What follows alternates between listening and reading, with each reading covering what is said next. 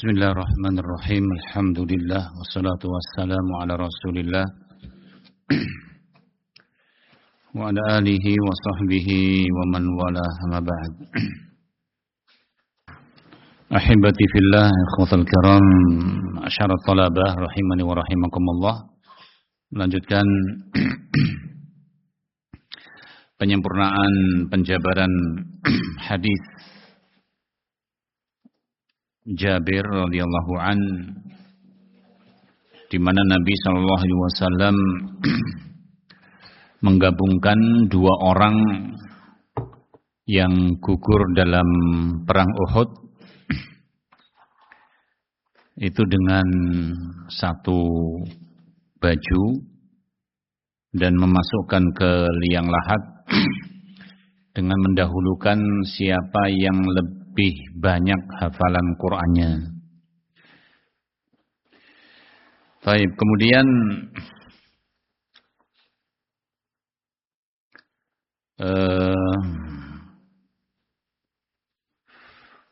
poin yang terakhir, hal yulhaq bisyahid syahidul ma'rakah. Begitu ya? Baik.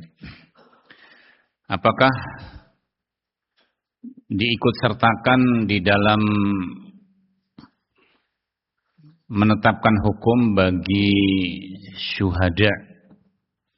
Syuhada kemarin apa di antara ahkamnya? Diapakan kalau orang yang meninggal di medan tempur?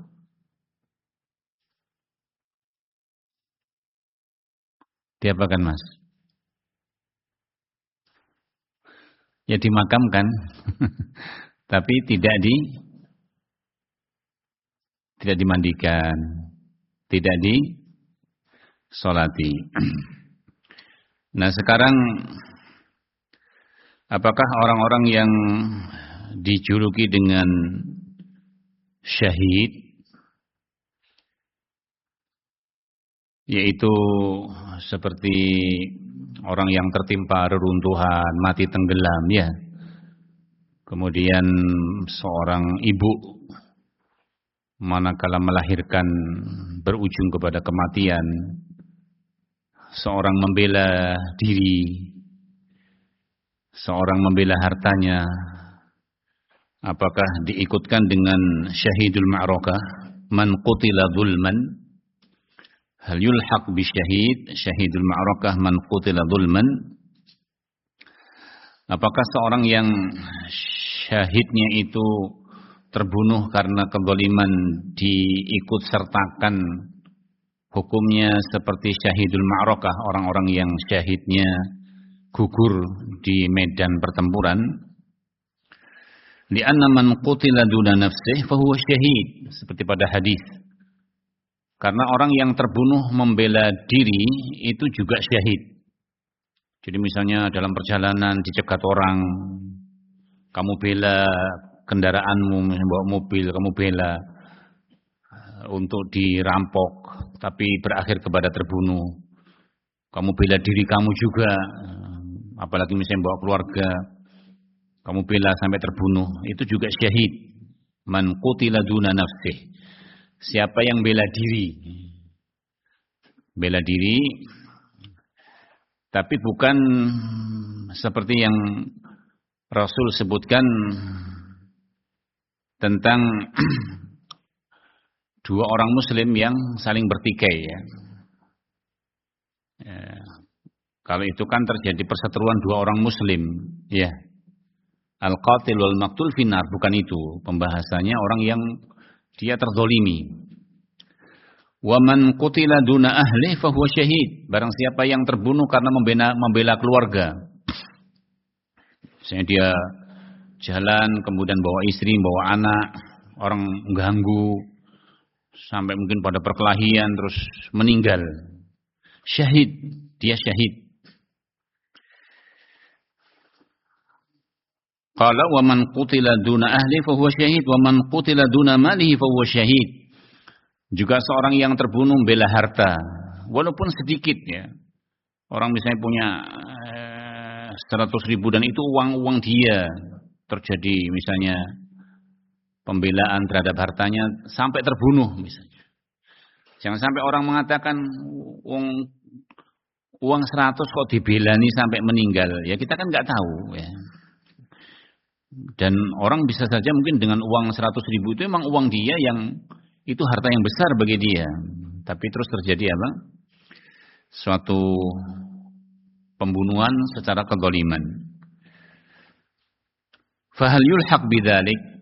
Faham ya? Jadi orang yang terbunuh membela diri, membunuh keluarga, membela keluarga terbunuh, membela harta terbunuh, apakah diikut sertakan hukumnya seperti kemarin dalam pembahasan orang yang terbunuh di medan tempur, tidak disolati, tidak mandikan. Sampai di situ ya pembahasannya. Qala fihi khilafun. Syekh mengisyaratkan dalam bab ini ada perbedaan pendapat di kalangan para ulama. Wal masyhur min mazhabil Imam Ahmad, dan yang masyhur dari mazhab Imam Ahmad, annahu yulhaq bi syahidil ma'rakah. Yang masyhur pendapat Imam Ahmad, mereka-mereka yang meninggal karena membela diri, membela harta, membela keluarga dan terbunuhnya karena kezaliman juga diikutkan seperti orang yang mereka gugur di medan tempur. Misalnya, fulan terbunuh, kenapa dia? Karena dia membela diri. Berarti apa? Tidak disolati, tidak dimandikan. Itu atas pendapat yang masyhur mazhab Imam Ahmad. Wa anna man qutila dzulman fa innahu la yughsal wa la yukfan wa la yusalla alaihi. Orang yang terbunuh secara kezaliman, dia tidak dimandikan, tidak dikafani dan tidak disolati. Bermakna bukan dengan kafan lain, tapi dengan baju yang dipakai. Wa inna ma yudfan bidamih wa thiyabihi biduni salatin. Dia dimakamkan, dikubur dengan darah yang masih menempel, tidak perlu dibersihkan. Baju yang menempel juga itu pula yang menjadi kafannya dan tanpa disolati. Walakin hadzal qaulu dha'ifun. Kata Syekh, pendapat ini lemah. Pendapat ini lemah liwujuhin atau liwujuhil fariq baina hadza wa bainal maqtul dzulman. Pendapat ini lemah karena ada perbedaan sisi pandang antara yang terbunuh karena membela harta, terbunuh membela jiwa, membela diri, membela keluarga tadi, dengan yang terbunuh karena apa? Dia perang di medan tempur. Mal farqu bainahuma? Lalu perbedaannya apa antara keduanya tadi? Surahnya difahami ya. Kalau orang berangkat jihad, terbunuh kenapa dia?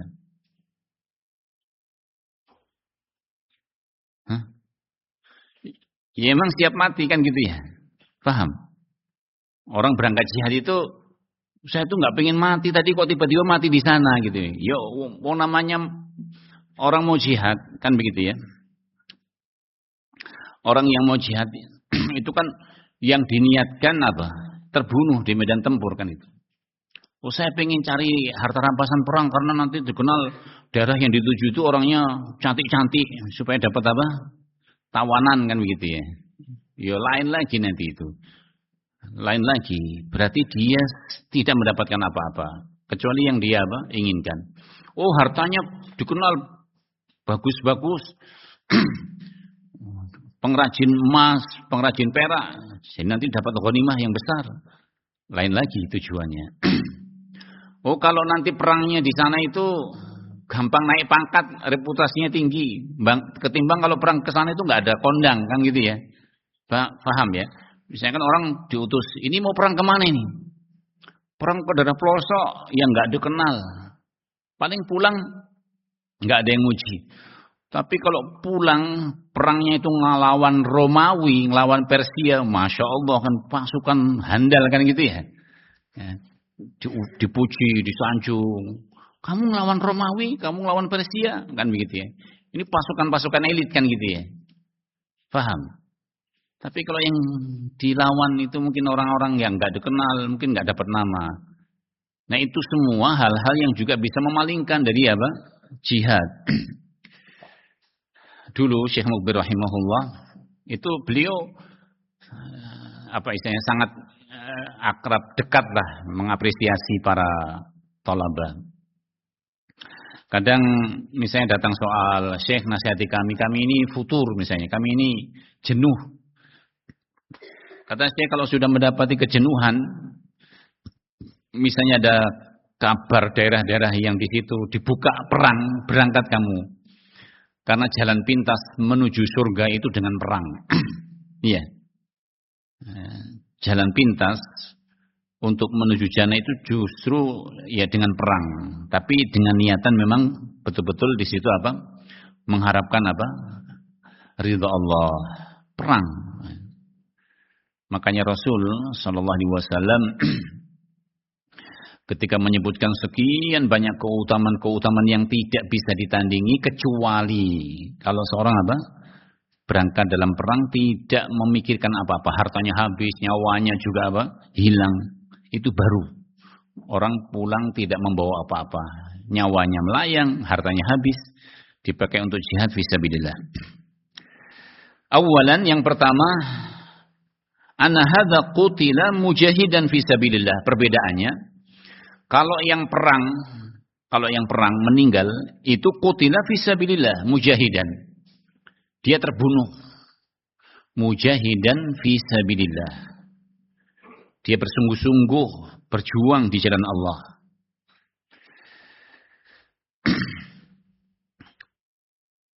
Wa dzalika qutila, adapun yang satunya itu terbunuh ghaira mujahidin fisabilillah. Yang satu itu kan bukan perang di jalan Allah. Misalnya seorang tadi berangkat ke pasar, ya, tiba-tiba di tengah perjalanan dia dihadang orang, terjadi perkelahian, terbunuh, kan begitu ya?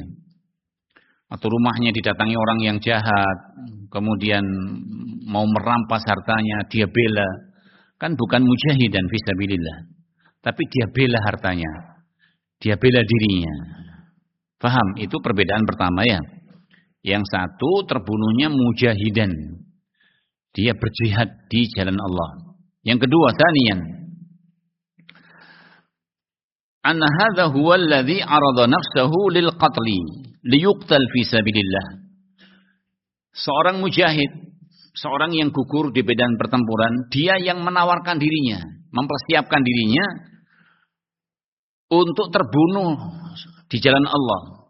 Memang siap berangkat, sudah pamitan, kan begitu ya, kalau orang mau berangkat jihad kan pamit. Jangan diharapkan saya itu pulang, kan begitu. Lu gimana? Nanti anaknya siapa yang ngopeni, terus kita gimana? Mau berangkat jihad kok diharapkan seperti itu. Nah, kan dia sudah berwasiat. Naam. Wa amma hadza fa innahu farun minal qatl walakinahu qutila zulman. Yang satu pada asalnya pengen lari, misal ya. Misal orang punya rumah, kemudian banyak harta, ditanya, mana hartamu? Kan pengennya disembunyikan, saya nggak punya. Kalau tidak kamu tunjukkan, tak bunuh kamu, kan begitu ya. Akhirnya ketahuan. Sudah ketahuan pun, memang niatannya pengen bunuh, kan lari-larian ya. Lari sembunyi sana, dikejar ketemu. Bahkan bisa jadi dia lari tersandung, kebentur kepalanya, meninggal sendiri, kan begitu ya. Artinya belum dibunuh sudah meninggal. Berarti kan memang dia menghindar. Paham? Yang terbunuh karena kadzaliman tadi memang menghindar dari terbunuh. Kalau yang satu ini memang dia menuju untuk terbunuh. Itu yang kedua perbedaannya. Ats-tsalits anna haula syuhada fi sabilillah azza wa jalla, mereka-mereka yang terbunuh di jalan Allah, la yusawihim ahadun fil fadli wad darajah. mereka yang gugur di medan tempur, mereka-mereka yang terbunuh di jalan Allah, tidak ada satupun yang bisa menandingi.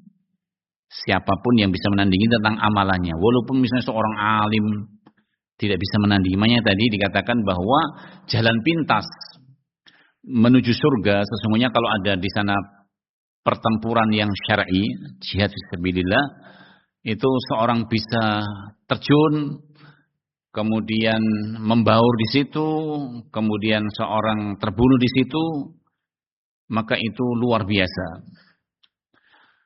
Tidak ada yang menandingi dalam masalah keutamaan maupun derajat. Kama qala ta'ala, seperti yang Allah firmankan. Wala tahsabanna alladziina qutilu fi sabilillahi amwatan. Kamu jangan menyangka, jangan mengira bahwa orang-orang yang terbunuh di jalan Allah itu mereka dalam kondisi amwat, mereka meninggal, mereka mati. Bal ahya'un 'inda rabbihim. Mereka ahya, mereka hidup di sisi Rabb-nya. Bal ahya'un 'inda rabbihim yurzaqun. Itu satu sisi bahwa yang meninggal di medan tempur itu beda. Kamu mengira itu mereka sudah amwat, mereka sudah meninggal, tapi sesungguhnya di sisi Allah itu mereka hidup dan diberi rezeki. Namun alam kubur itu namanya alam barzakh, alam gaib yang kita tidak tahu tentang kaifiyahnya, ya. Allah bagaimana memberi rezeki mereka, kehidupan mereka bagaimana. Wong alam mimpi aja beda seperti yang sudah pernah kita sampaikan, ya. Beda enggak? Misalnya mimpi dapat kiriman MBG, Masya Allah, lauknya enak, dengan nyata, ternyata lauknya kerupuk, atau mungkin dengan telur di dadar, enak mana? Enakan yang mimpi apa yang kenyataan? Enakan mimpi kan? Ya, tapi kenyataannya kan beda gitu ya. Itu baru di alam mimpi ya. Di alam mimpi. Seperti yang sudah kita sampaikan, mimpi, walaupun tidur di tempat sempit, tapi kalau pas mimpinya menyenangkan, ya, kan jadi luas ya. Tidur di kamar mungkin ukurannya ranjangnya, kasurnya sempit, tapi seperti di lapangan luas, luar biasa. Padahal kan nggak ada perubahan secara fisik. Tidur, Masya Allah, kasurnya mungkin luasnya satu lapangan dipakai sendirian. Tapi mimpi terjepit batu atau kayu yang dia minta tolong. Loh, kamu tuh ngapa kok teriak-teriak, sempit, mau meninggal, mau mati saya, nggak bisa napas. Padahal tidurnya di tempat yang luas. Itulah yang namanya alam mimpi dengan alam seorang yaqadhah yang terjaga-jaga, beda, apalagi alam kubur. Ini yang tidak bisa barakallahu fikum diindrawikan ya. Seorang tidak bisa memaksakan, oh saya harus merekam, coba aja kasih CCTV kan begitu ya. Nah, tidak akan bisa terjemahkan dengan alat apapun. Baik. Qala wa syahadatu al-maqtul dzulman ka syahadatil mat'un wal mabtun wa nahwihim. Seorang yang gugur atau terbunuh karena kezaliman itu seperti ka syahadati al-mat'un wal mabtun wa nahwihim, seperti orang-orang yang terkena taun. Taun ini kan penyakit-penyakit yang dikatakan apa ya? Wabah, sebuah wabah yang merata. Pernah terjadi di masa Umar yang namanya apa? Taun al-Amwas, itu daerah Amwas yang ribuan manusia meninggal di waktu itu, termasuk sahabat-sahabat yang mulia Abu Ubaidah bin Jarrah dan yang lainnya. Ya, kalau kemarin mungkin sempat di tahun berapa kemarin? 19 atau 2020 kan sempat menyebar apa Mas? Covid ya. Ya, kurang lebih seperti itu, banyak yang meninggal. Dan juga penyakit perut. Alam yang diserang misalnya pencernaannya. Itu juga demikian, mereka syuhada. Orang-orang yang terkena penyakit taun, orang-orang yang terkena penyakit mabtun, yaitu terserang perutnya sampai meninggal, itu juga disebut dengan syuhada. Hanya pelaksanaan pemakamannya tidak seperti syuhada ma'arakah. Lianna al-kulla minhum atahu al-mautu baghtatan wa mufaja'atan. Karena masing-masing mereka terjadi datang kematian itu tiba-tiba, ya. Seperti Covid kemarin kan tiba-tiba. Tiap hari isinya suara ambulan, nunggu siapa yang mau meninggal lagi kan gitu. Suara sirene ambulan datang, ada kabar ini meninggal, itu meninggal. Sama, datangnya tiba-tiba. Qala fala yakunu mithlu alladhi qutila fi sabilillah. Maka tidak sama ketika mereka yang terserang wabah penyakit dengan yang terbunuh di jalan Allah Subhanahu wa taala. Fasahihu anal maqtul zulman yajib an yuksal wa yukfan wa yusalla alaihi kasairil muslimin. Dan Syekh menyimpulkan bahwa seorang yang terbunuh karena kezaliman itu yang betul wajib dimandikan, wajib dikafani, wajib disolati seperti kaum muslimin yang lain yang meninggal. Itu kesimpulannya, ya. Kesimpulannya walaupun ada yang menyertakan, mengikut-sertakan hukumnya orang-orang yang terbunuh karena kezaliman itu seperti syuhada ma'rakah, seperti syuhada ma'rakah. Namun yang betul ada sisi pandang perbedaan dengan tiga alasan tadi, ya. Yang satu meniatkan memang di fisabilillah, yang kedua memang berkeinginan terbunuh. Sementara yang satu apa? Lari siapa? Misalnya ada orang perampok mau merampok rumah kita, harta kita. Lalu mereka membawa senjata, bahkan mungkin senjata api. Ada di antara kita yang maju sekalian. Misalnya ada 10 orang, maju. Memang saya siap mati kok kan? Kan nggak ada begitu ya. Tapi kalau perang, namanya perang. Ada musuh. Ya. Kaum muslimin misalnya hanya 1000, musuhnya 2000. Wah, kok jumlahnya banyak, ayo lari semua. Kan begitu ya. Itu termasuk kabair. Termasuk kabair ketika seorang apa lari dari medan tempur ketika bertemu dengan apa? Musuh, kan begitu ya. Justru kabair. Lah kalau memang tidak berani ya jangan berangkat gitu. Baik. Walaupun nanti konsekuensinya di situ imma dia terhitung kepada hal-hal yang ada nifak atau barakallahu fikum hal-hal yang di situ memang menjadi sebab ketidakbaikan dia, banyak hal. Ketika memang betul-betul terlebih seruan di masa Rasul sallallahu alaihi wasallam ketika orang untuk diberangkatkan perang.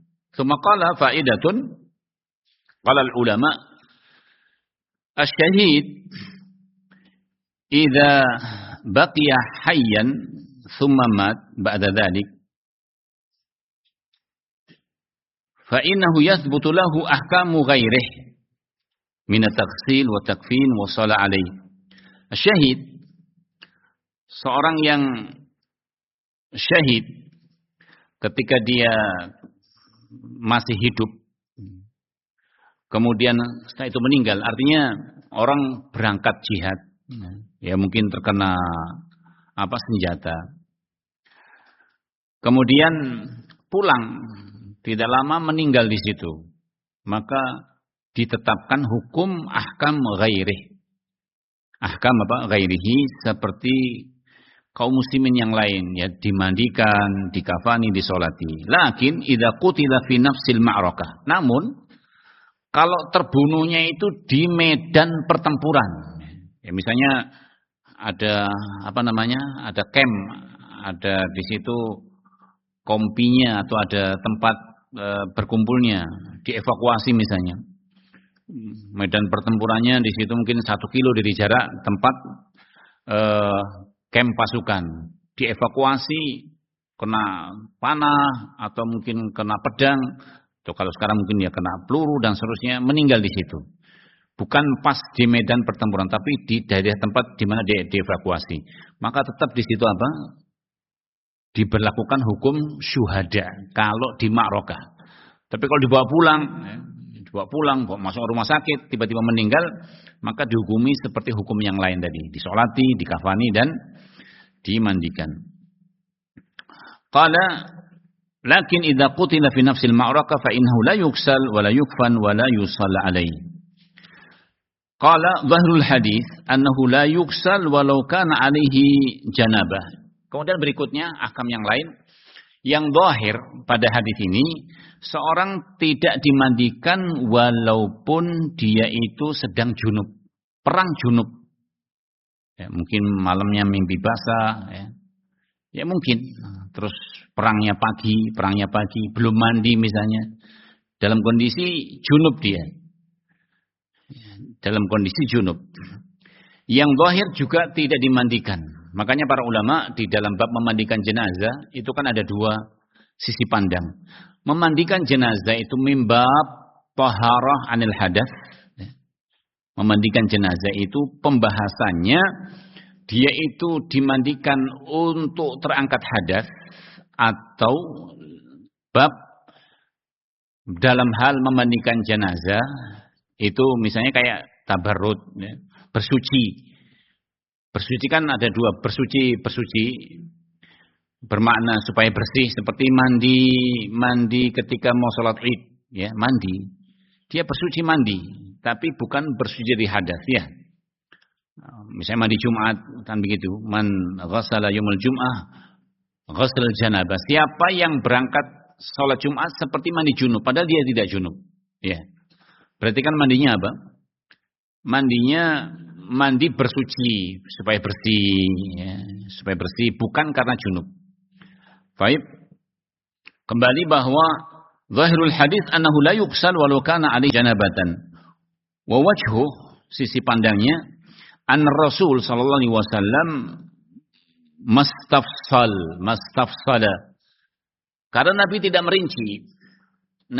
merinci seorang yang gugur di medan jihad itu dirinci. Oh, yang fulan ketika junub harus demikian. Baik. Wa huwa kadzalik, dan perkaranya demikianlah. Fasawabuhu anna syahid la yuksal walau kana junuban. Dan yang betul bahwa seorang yang gugur di medan tempur dan dia sebagai syuhada walaupun dia junub maka tidak dimandikan. Wa amma man qal annahu idza kana junuban wajaba taghsilu fa inna qawlahu dha'ifun. Adapun yang berpendapat bahwa seorang yang junub wajib untuk dimandikan maka pendapat itu lemah. Ada pendapat yang mengatakan bahwa kalau dia junub maka dimandikan. Kalau dia junub maka dimandikan. Lianna ghusl janabah innama yajib ala man qama ila shalah. Kenapa sisi pandang bahwa seorang yang junub itu pendapat yang mengatakan dimandikan lemah? Karena ghusl janabah, lianna ghusl janabah innama yajibu ala man qama ila shalah. Karena mandi wajib, mandi junub itu diwajibkan bagi orang yang mau sholat. Ya, seorang mau beribadah, mau sholat dalam kondisi junub, itu yang diperintahkan mandi. Itu yang diperintahkan mandi. Liqauli ta'ala ya ayyuhalladzina amanu idza qumtum ila shalah ila akhir ayat wa in kuntum junuban fatahharu. Kalau kalian junub maka hendaknya kalian bersuci. Itu bagi siapa? Yaitu orang-orang yang idza qumtum ila shalah. Kalau kalian menghendaki mau salat dalam kondisi kalian junub, maka mandilah.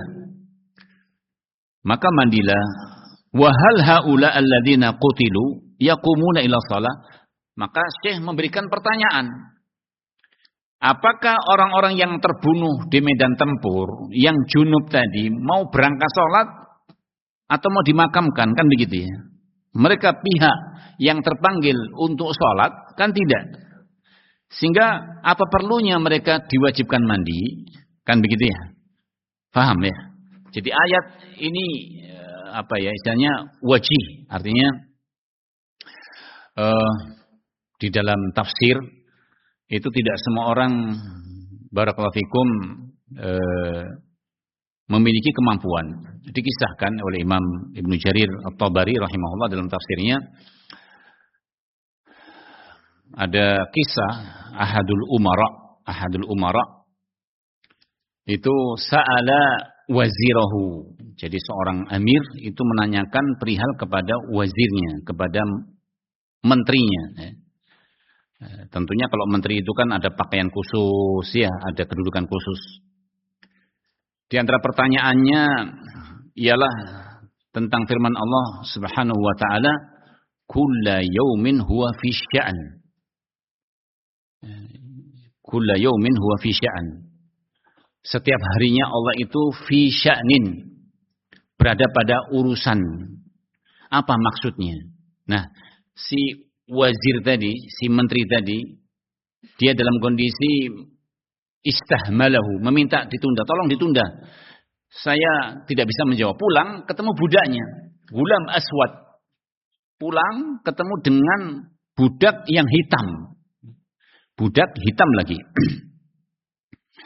Melihat tuannya dalam kondisi sedih, bingung, ditanyakan, ada apa kok dirundung dengan kesedihan? Tadi saya itu ditanya oleh raja tentang perihal tafsir firman Allah, kulla yaumin huwa fi sya'an. Apa maknanya? Kata si budak tadi, saya ingin mengurai, bermakna melepaskan kesedihan sang tuan. Besok kita ke kerajaan, saya jelaskan. Dijelaskan tentang makna kulla yaumin huwa fi sya'an. Sya'nuhu, urusan yang Allah Azza wa Jalla sebutkan, kulla yaum, setiap harinya itu Allah pada sya'nanya, pada urusannya, pada kesibukannya, yaitu menyembuhkan orang yang sakit, membuat sakit orang yang sembuh, menjatuhkan orang yang pernah jaya, ya. Jadi orang-orang yang jaya, orang yang sukses dijatuhkan. Kemudian mengangkat tinggi orang-orang yang pernah jatuh dibuat sukses, ya, menghidupkan, mematikan, dan seterusnya. Ya. Kemudian kata si wazir, menteri tadi yang punya budak tadi, yang memiliki budak hitam tadi, kepada budaknya, hari ini kamu telah melepaskan kesulitan di hadapan rajaku. Lalu si wazir mengatakan, ya maulaya. Jadi dia tanggalkan baju kementeriannya tadi, dilepas, dipakaikan kepada si budak tadi. Kata, ya maulaya, hadza min sya'nillah, katanya. Kok kamu lepaskan, kok kamu berikan kepada budakmu, katanya. Ini termasuk sya'nullah, termasuk perkara kesibukan Allah, yaitu Allah apa? Menanggalkan derajat pangkat orang-orang yang mungkin tinggi diberikan kepada orang yang dianggap rendah, ya. Hadza min sya'nillah, hadza min sya'nillah. Fa barakallahu fikum,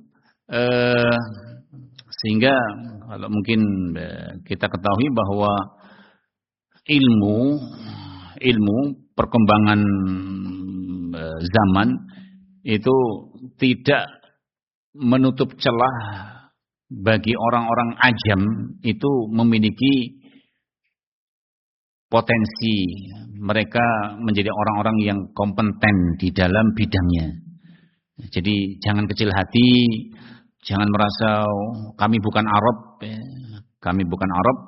tetapi Allah Subhanahu wa taala membuka kemampuan-kemampuan di sekian banyak wilayah yang di situ dari sisi misalnya seperti tafsir atau hadis itu dikuasai oleh orang-orang ajam, bukan bermakna ibaratnya terjadi pergeseran, tetapi Allah muliakan orang-orang yang mungkin sebelumnya direndahkan, dan di sana juga orang-orang yang mulia direndahkan.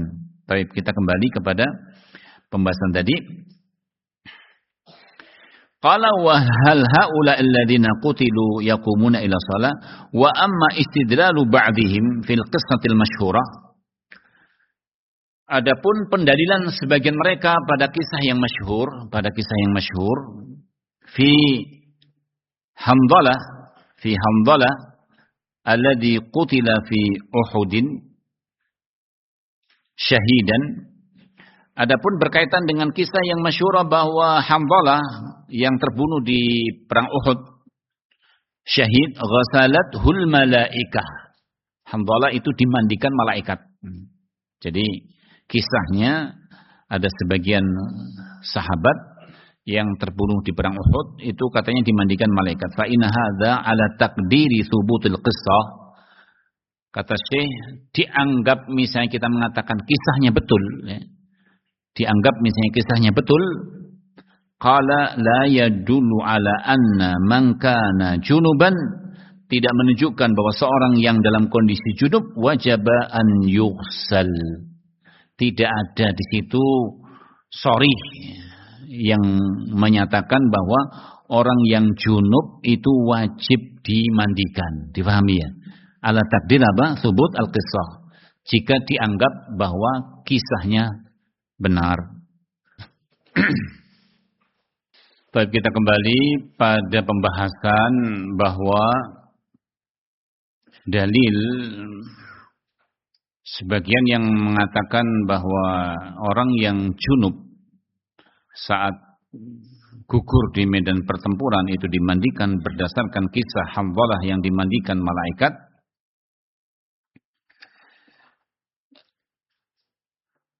Dengan memperkirakan kebenaran kisah, maka kisah ini tidak menunjukkan bahwa orang yang meninggal di medan pertempuran dalam kondisi junub wajib dimandikan. Alasannya li'anna hadza min babil karahah li hadzal rajul. Karena bab yang di situ hukum, yaitu karahah li hadzal rajul. Bab judulnya tentang al-karahah. Hal yang di situ tidak disukai atau dikatakan makruh. Summa inna taqsil al-malaika, kemudian pemandian atau malaikat memandikan jenazah tadi, laisa an taklif, bukan karena beban hukum. Kalau junub itu kan wajib mandi, hukumnya apa? Wajib apa? Taklif. Beban hukum itu kan ada. Apakah seorang diwajibkan? Kapan? Misalnya dia sudah mukallaf, sudah terbebani hukum. Namanya itu mandinya orang yang junub untuk sholat karena taklifan, beban hukum ya. Bukan hanya sekedar saya pengen bersih, saya pengen seger, tidak. Tapi taklifan lahu. Beban hukum untuk dia atau alaih, atas dia. Jadi pembebanan hukum. Karena kalau dia hanya misalnya mandinya masuk kamar mandi bersih-bersih tanpa meniatkan sebagai raf'ul janabah, sholatnya tidak sah. Ya. Paham? Ini harus meniatkan raf'ul janabah, taklif. Nah sekarang malaikat ketika memandikan itu bukan taklif. Kama yukallaf banu Adam. Seperti pembebanan kepada Bani Adam. Walau kana hadza minal wajib. Andai kata babnya memandikan jenazah yang junub itu wajib hukumnya, laqala Rasul sallallahu alaihi wasallam li ummatihi. Pasti Nabi akan apa? Memberikan hukum kepada umatnya. Lalu kalau ada pertanyaan, apakah Nabi tahu si fulan junub? Ya syariat akan memberitahukan, ya. Karena tidak ada sebuah syariat yang Nabi misalnya tidak mengetahui, Allah yang mengetahui. Paham ya? Jadi tidak ada sebuah syariat yang luput. Orang mungkin mengatakan, oh Nabi kan sisi pengawasannya terbatas, sisi pandangnya terbatas, pencapaian segala urusan terbatas. Betul, andai kata ada yang luput, maka Allah Subhanahu wa taala yang akan memberitahukan. Makanya tidak ada yang namanya syariat yang Nabi hidup kemudian yang luput, yang terlewatkan, tidak ada ceritanya seperti itu. Semua sudah lengkap. Semua apa? Sudah lengkap. Tidak ada satupun yang terlewatkan. Baik. Kalau bab bahwa mandi junub itu diwajibkan, Nabi akan mengatakan kepada umatnya, wa man kana junuban faf'alu bihi kadza, misalnya. Siapa yang junub maka hendaknya demikian, lakukan demikian. Wasawabu annahu la yughsal mutlaqan hatta walau alimna annahu qutila syahidan wa huwa junubun. Dan yang betul secara mutlak tidak dimandikan. Walaupun kita tahu bahwa dia terbunuh dalam kondisi dia junub. Si fulan junub dan terbunuh di medan tempur. Itu kesimpulan wallahu alam yang disebutkan oleh Syekh rahimahullahu taala. Dengan demikian selesai penjabaran hadis Jabir ketika Nabi SAW menggabungkan dua orang dengan satu baju dan memasukkan dalam lahat orang yang lebih banyak hafalan Qur'annya. Wallahu a'lam bishawab.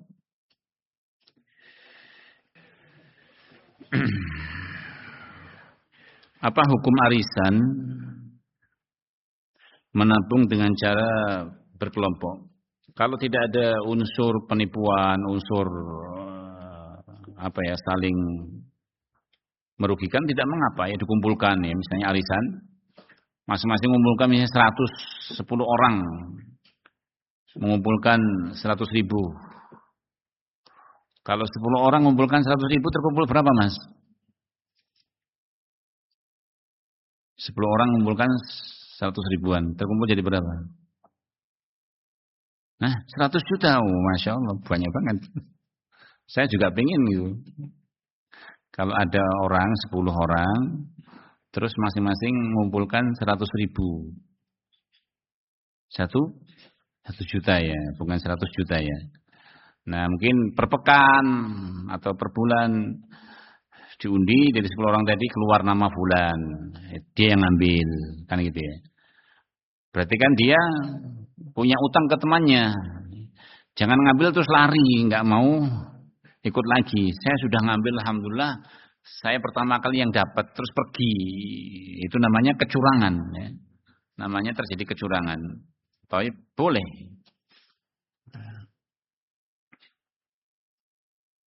Artinya arisan-arisan itu tadi selama jelas tidak mengapa insyaallah.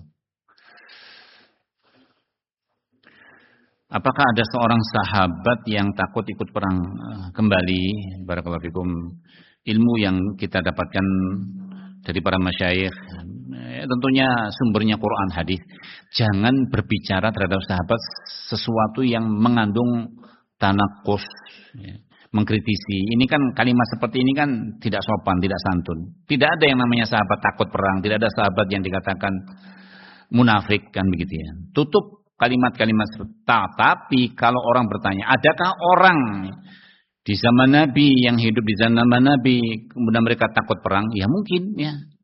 Ya. Apakah itu sahabat? Ya bukan, ya. Karena sahabat bukan demikian. Kalau ada sahabat yang tidak ikut perang, ada. Karena sebab-sebab ya. Makanya dalam akhir Taubah, barakallahu fikum, ada di sana sahabat-sahabat yang takhallaf. Takhallaf yaitu tidak berangkat dari sebuah ghazwah. Ya, ghazwatul Tabuk. Nah.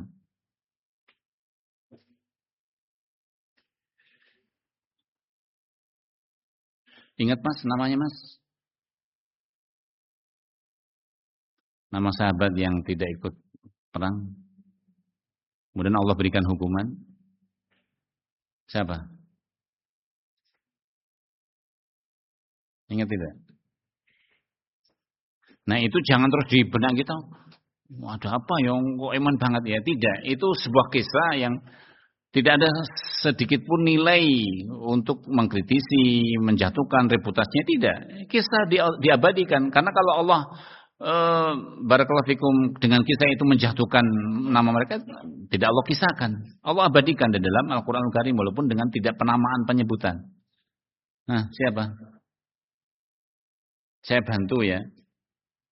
Terkumpul dalam satu kata Makkah.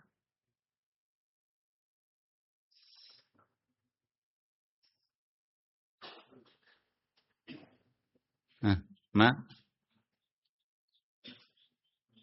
Malik.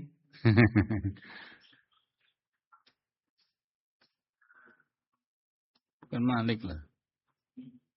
Murarah bin Rabi. Kafnya Ka'ab bin Malik. Terus Hilal bin Hilal bin Abi Rabah.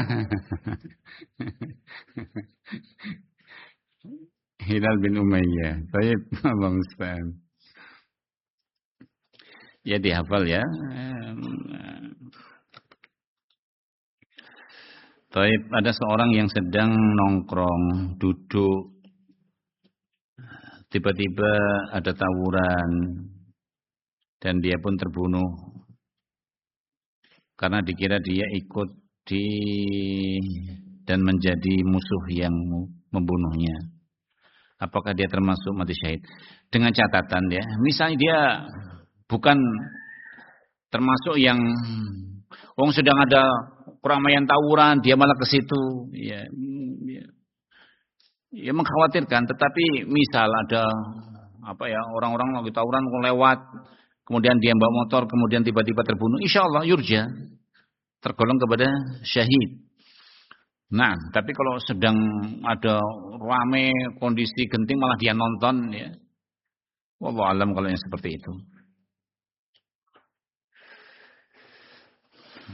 Dalam pertempuran ada sebuah peledak yang dilempar di tengah-tengah pasukan. Lalu ada seorang yang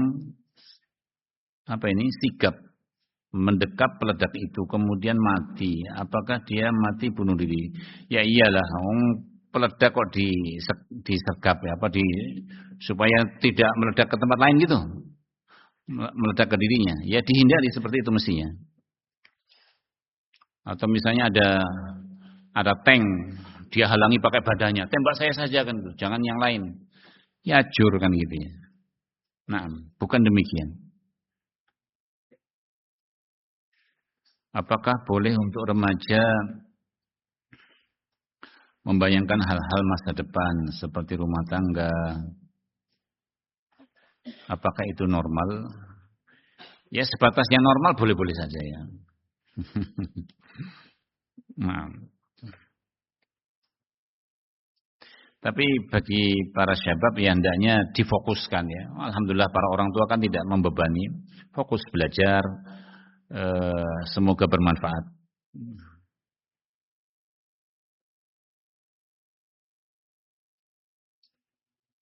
Apakah orang yang meninggal ketika tidur, makan, mandi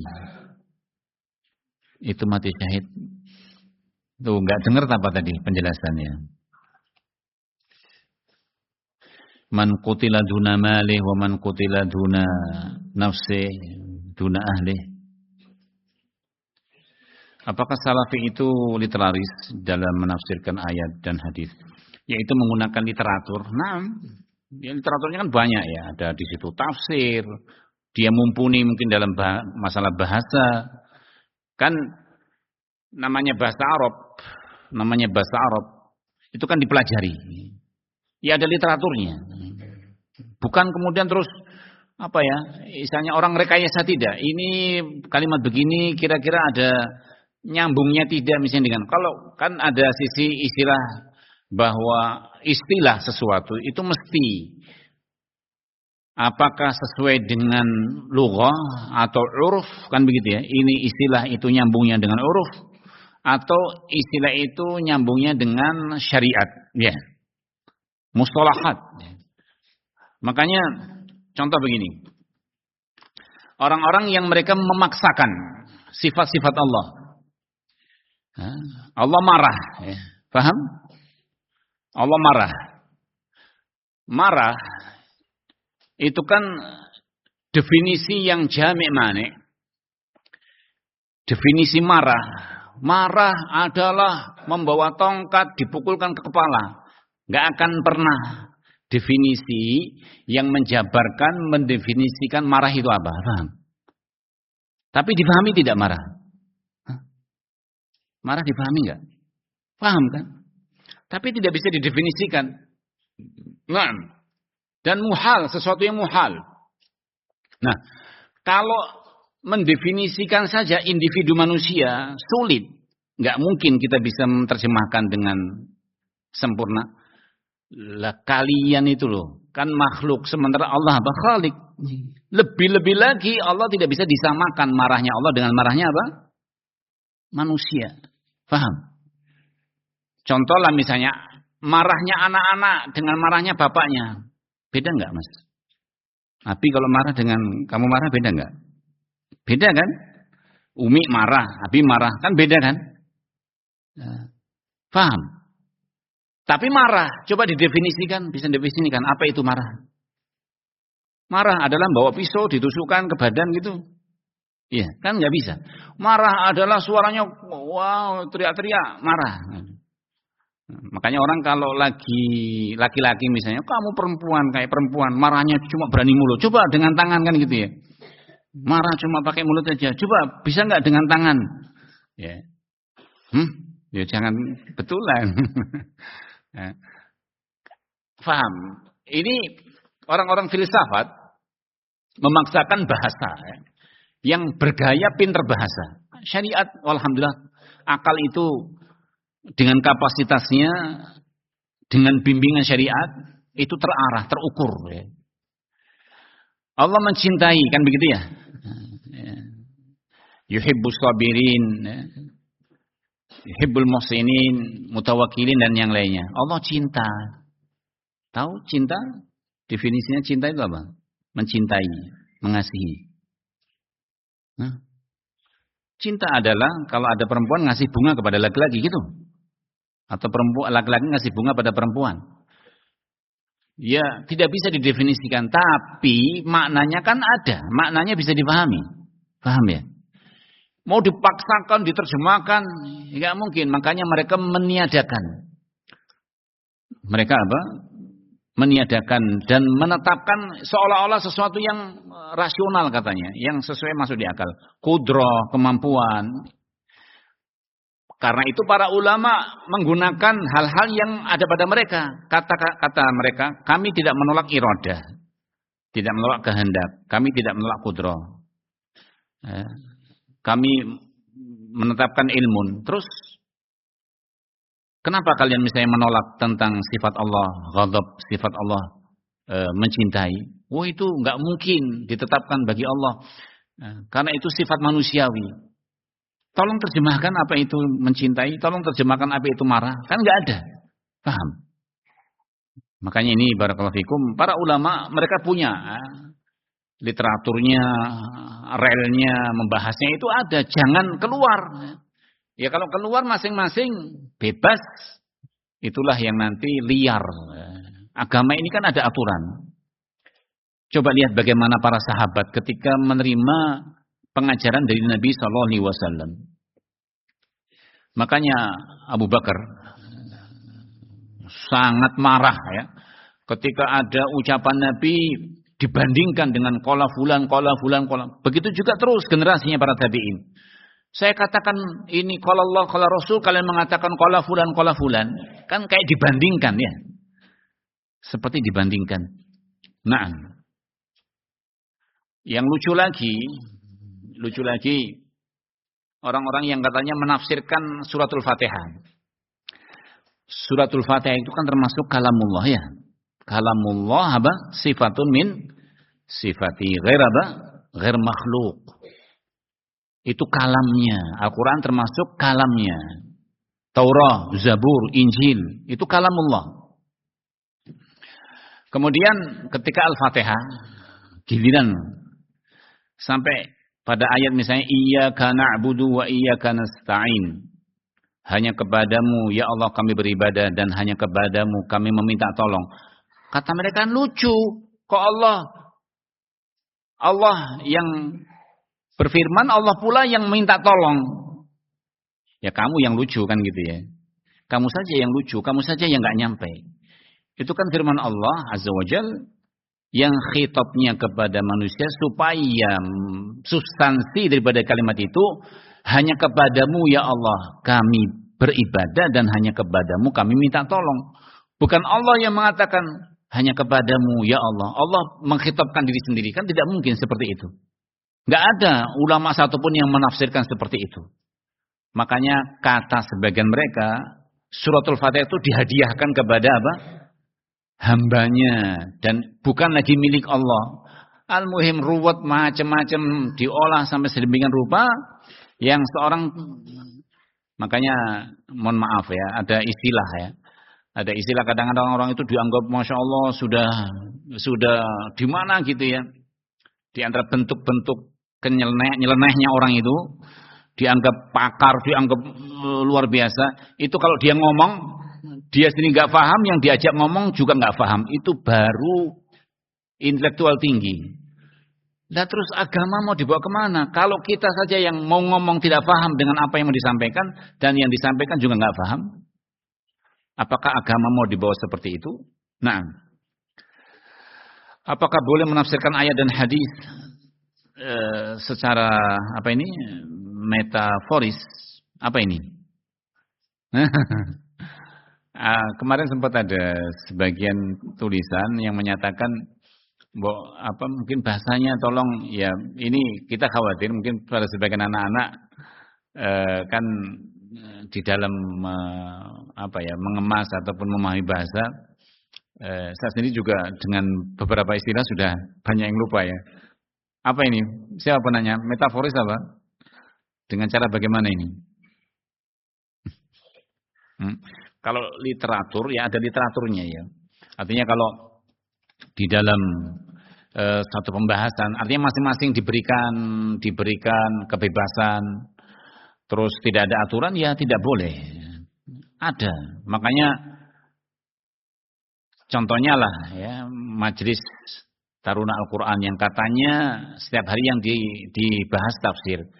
Ditanya ini tafsirnya siapa? Kan harus ada literaturnya. Dari mana rujukannya? Karena harus kembali kepada 3 istilah tadi. Ini dikembalikan kepada istilah yang cocok dengan bahasa, apakah mungkin dengan uruf, apakah dengan sisi syariat. Nah,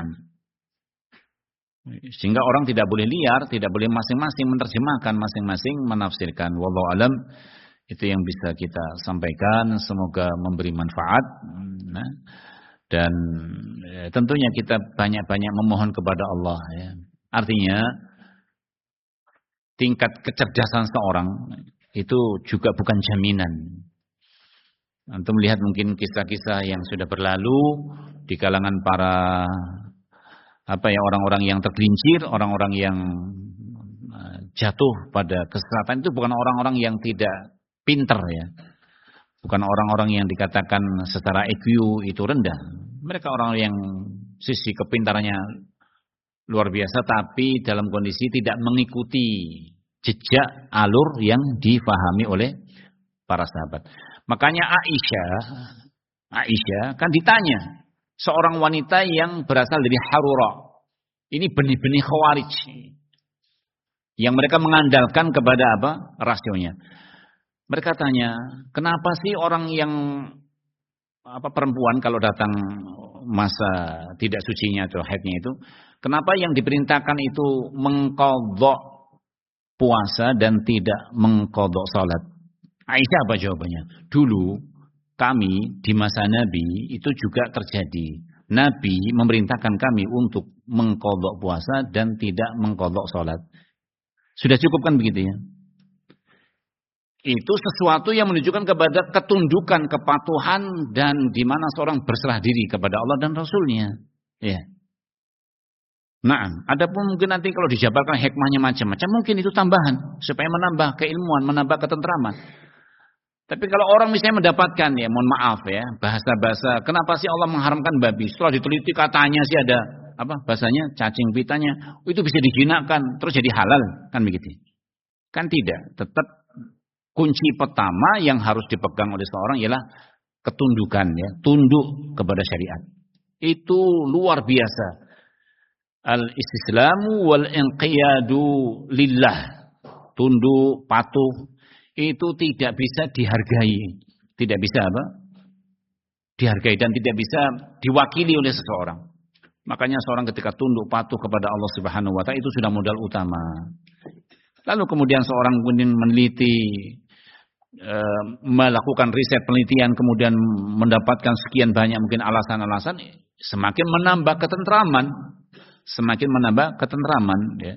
Bukan kemudian saya kalau dalam bab ini tidak tahu alasannya saya nggak akan menjalankan ya. Cukup banyak ya. Cukup banyak hal-hal yang mungkin sampai hari ini kita belum tahu ya. Contohnya lah misalnya sholat ya, Dikatakan, walaupun ada sebagian ulama menyebutkan hikmahnya. Takbir, kenapa mengangkat tangan? Ya, kata Imam Syafi'i bahwa saya mengatakan ta'zimul lillah, mengagungkan Allah. Tapi sebagian menyebutkan kenapa kalau seorang sholat takbir dengan mengangkat tangan ini bentuk istislam, berserah diri. Karena orang kalau ditodong atau gimana? Misalnya ada orang tak bunuh kamu, atau orang bawa senjata, mau mati apa mau hidup, gimana caranya? Sudah saya pasrahkan gitu. Kan nggak mungkin gini, saya pasrahkan, mesti gini ya, saya pasrahkan gitu. Ini bukan film loh ya. Nah, jadi orang itu artinya hikmahnya, katanya para ulama sebenarnya menyebutkan hikmahnya orang tunduk kepada Allah Subhanahu wa taala. Ya.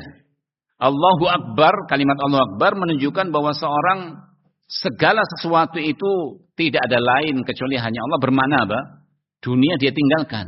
Nah, makanya kalau sudah Allahu Akbar kok masih ngitung, waduh orderan di mana ya? Ya itu dunia masuk kan gitu ya. Nah, dunia masuk, kesibukan masuk, dan rata-rata kadang-kadang kita sebelumnya mau sholat nggak ada kepikiran, saat sholat kepikiran, ya Allah tadi gini, ya Allah gitu kan gitu ya. Nah itu semua kalau sampai tasalsul, ya terjadi istirsal, terus sampai tahiyat akhir itu terus, itu bisa membatalkan.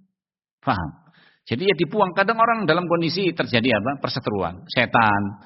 Ketika adzan lari, selesai adzan balik, qomat lari lagi. Selesai qomat balik lagi, goda kan begitu ya. Sampai seorang digoda, dia tidak tahu berapa rakaat dia sudah sholat. Ya, itu wajar manusia, kewajaran manusia. Baik, wallahu a'lam bishawab. Demikian, ada kurang lebihnya mohon dimaafkan. Wassallallahu ala nabiyyina Muhammad wa ala alihi wa sahbihi wasallam walhamdulillah rabbil alamin.